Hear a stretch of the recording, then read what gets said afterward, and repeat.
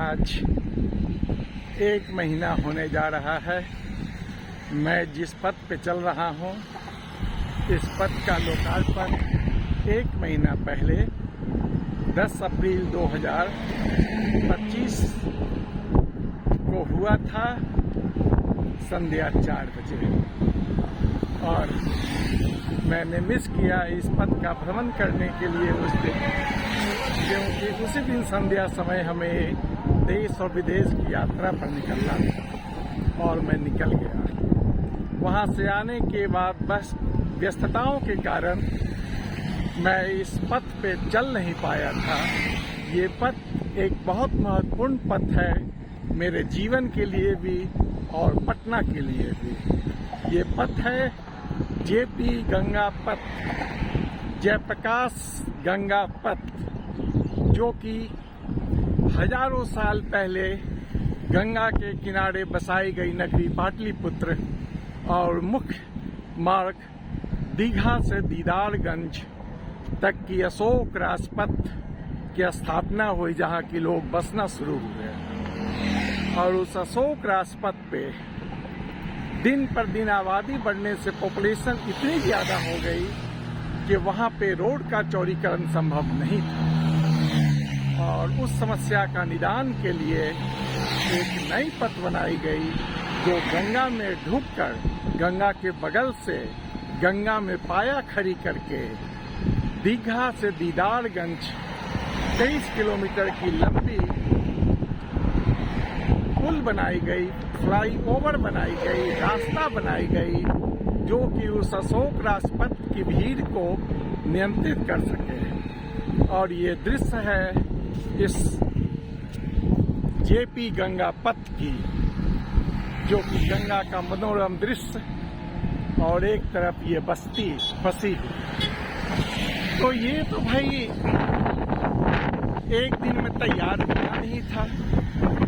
3,821 करोड़ की लागत से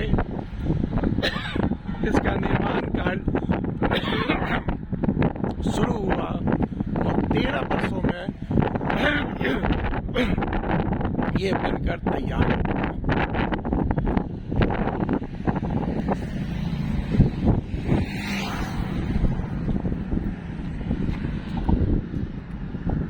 इसे बनते हुए मैं 10 वर्षों से देख रहा हूं, जबकि ये थोड़ी दूर के लिए बनी थी।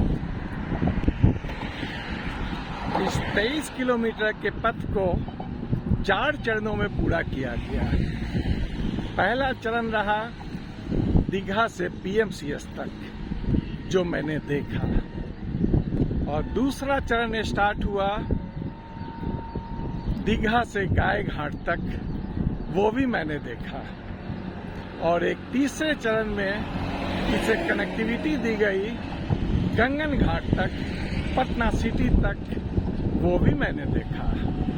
और ये चौथे चरण की समाप्त होने वाली यात्रा गंगन घाट से दीदारगंज थी, जो 10 अप्रैल 2025 को चालू हुआ, वो मैं नहीं देख पाया था, जो मैं आज देख रहा हूँ। और आज का दिन है 9 मई 1925 और दिन है शुक्रवार और वक्त है संध्या का 5:30। आज इस 5.5 किलोमीटर की लॉन्ग टेक को पूरा करने के लिए मैंने आज मॉर्निंग वॉक नहीं किया और संध्या में 4 बजे घर से निकल के दीदारगंज की ओर, जहाँ से ये स्टार्ट होती है, वहाँ 1 घंटा में आया। और अब वहाँ से पैदल मैं इस मार्ग पे गंगन घाट तक जा रहा हूँ। यही आज की मेरी संध्याकालीन भ्रमण हो रही है। मेरी चिर प्रतीक्षित यात्रा की एक कड़ी में ये भी एक यात्रा है।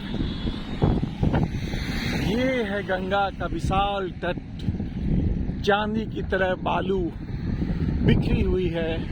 लोग हैं यहाँ पे, और दौड़ने वाले दौड़ रहे हैं, चलने वाले चल रहे हैं, गाड़ियां आ रही है, गाड़ियां जा रही है।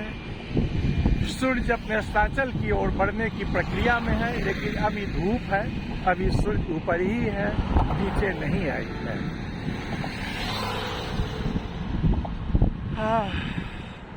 और ये सामने कच्ची दरगाह बिद्दुपुर की लंबी 6 लेन की ब्रिज बन के भी तैयार हो गई है। लगता है कि कुछ ही महीनों के बाद उसका भी लोकार्पण होगा।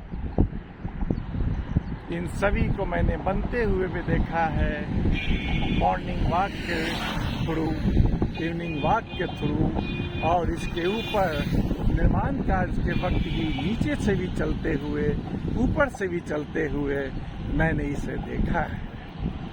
एक बच्चा जब अपनी आंखों के सामने बड़ा होता है तो उसे देखते हुए बहुत आनंद आता है। वही आनंद मुझे इस नवनिर्माण होते हुए कार्य को देखने में आता है, और मैं अति प्रसन्न हूँ कि अभी मैं इस यात्रा पे निकल रहा हूँ। वो युवक युवती भी टहलने आए हैं और मोटरसाइकिल खड़ा करके दृश्य को निहार रहे हैं।